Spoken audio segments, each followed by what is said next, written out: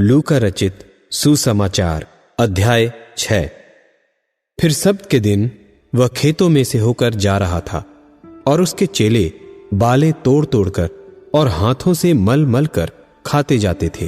तब फरीसियों में से कई एक कहने लगे, तुम वह काम क्यों करते हो जो सब्त के दिन करना उचित नहीं?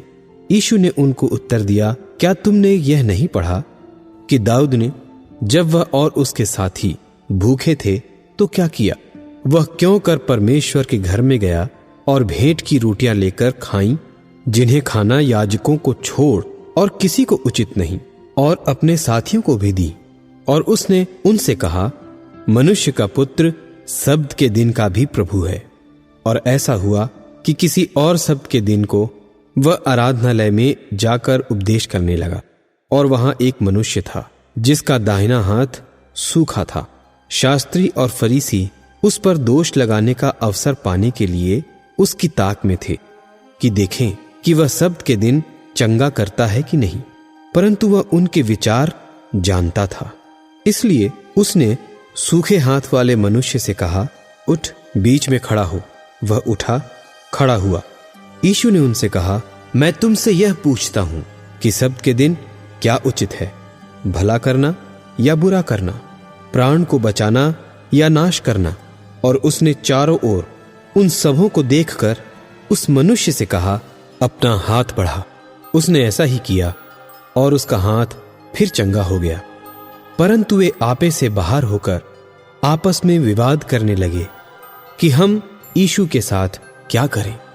और उन दिनों में वह पहाड़ पर प्रार्थना करने को निकला और परमेश्वर से प्रार्थना करने में सारी रात बिताई। जब दिन हुआ तो उसने अपने चेलों को बुलाकर उनमें से 12 चुन लिए और उनको प्रेरित कहा। और वे ये हैं, शमौन जिसका नाम उसने पतरस भी रखा, और उसका भाई अंद्रयास, और याकूब और यूहन्ना, और फिलिप्पुस और बरतुल्मै, और मत्ती और थोमा, और हल्फई का पुत्र याकूब, और शमौन जो जेलोतेस कहलाता है, और याकूब का बेटा यहूदा, और यहूदा इस्कारियोती जो उसका पकड़वाने वाला बना। तब वह उनके साथ उतरकर चौरस जगह में खड़ा हुआ, और उसके चेलों की बड़ी भीड़ और सारे यहूदिया और यरूशलेम और सूर और सैदा के समुद्र के किनारे से बहुतेरे लोग जो उसकी सुनने और अपनी बीमारियों से चंगा होने के लिए उसके पास आए थे वहां थे। और अशुद्ध आत्माओं के सताए हुए लोग भी अच्छे किए जाते थे, और सब उसे छूना चाहते थे, क्योंकि उसमें से सामर्थ्य निकलकर सबको चंगा करती थी। तब उसने अपने चेलों की ओर देख कर कहा, धन्य हो तुम जो दीन हो, क्योंकि परमेश्वर का राज्य तुम्हारा है। धन्य हो तुम जो अब भूखे हो, क्योंकि तृप्त किए जाओगे। धन्य हो तुम जो अब रोते हो, क्योंकि हंसोगे। धन्य हो तुम जब मनुष्य के पुत्र के कारण लोग तुमसे बैर करेंगे और तुम्हें निकाल देंगे और तुम्हारी निंदा करेंगे और तुम्हारा नाम बुरा जानकर काट देंगे। उस दिन आनंदित होकर उछलना, क्योंकि देखो तुम्हारे लिए स्वर्ग में बड़ा प्रतिफल है। उनके बाप दादे भविष्यद्वक्ताओं के साथ भी वैसा ही किया करते थे। परंतु हाय तुम पर जो धनवान हो, क्योंकि तुम अपनी शांति पा चुके। हाय तुम पर जो अब तृप्त हो, क्योंकि भूखे होगे। हाय तुम पर जो अब हंसते हो, क्योंकि शोक करोगे और रोवोगे।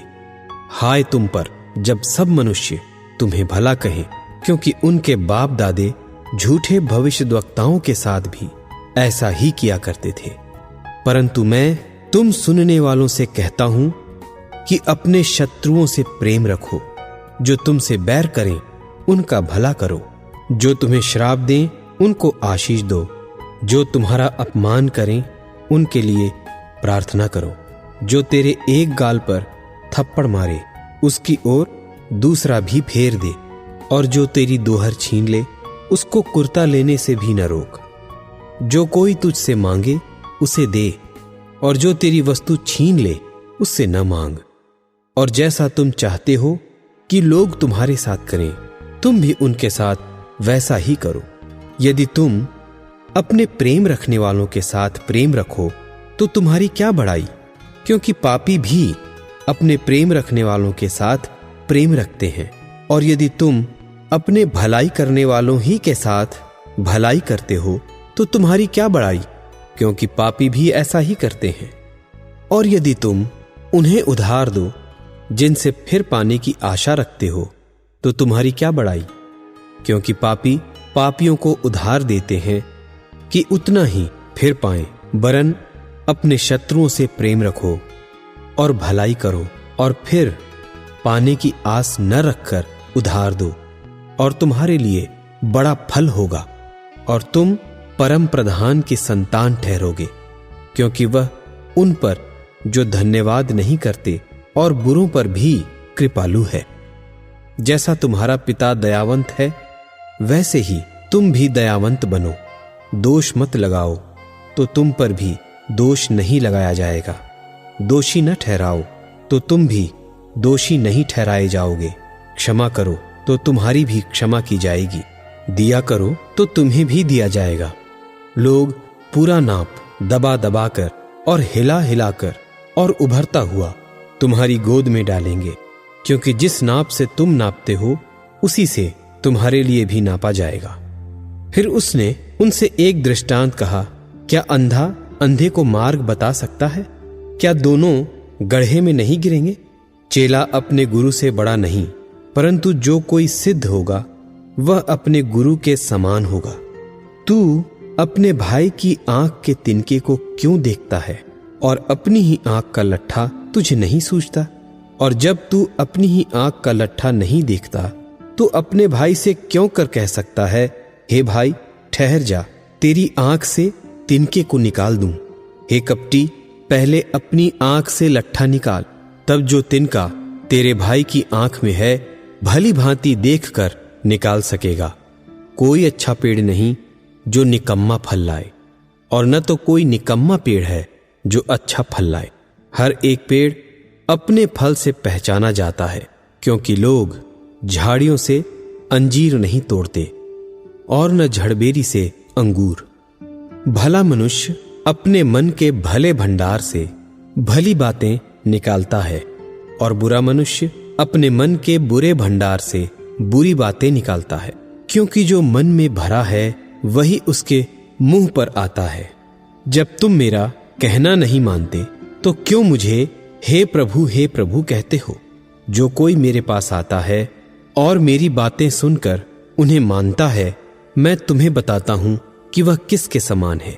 वह उस मनुष्य के समान है जिसने घर बनाते समय भूमि गहरी खोदकर चट्टान पर नेव डाली, और जब बाढ़ आई तो धारा उस घर पर लगी, परंतु उसे हिला न सकी, क्योंकि वह पक्का बना था। परंतु जो सुनकर नहीं मानता वह उस मनुष्य के समान है जिसने मिट्टी पर बिना नेव का घर बनाया। जब उस पर धारा लगी तो वह तुरंत गिर पड़ा, और वह गिरकर सत्यानाश हो गया।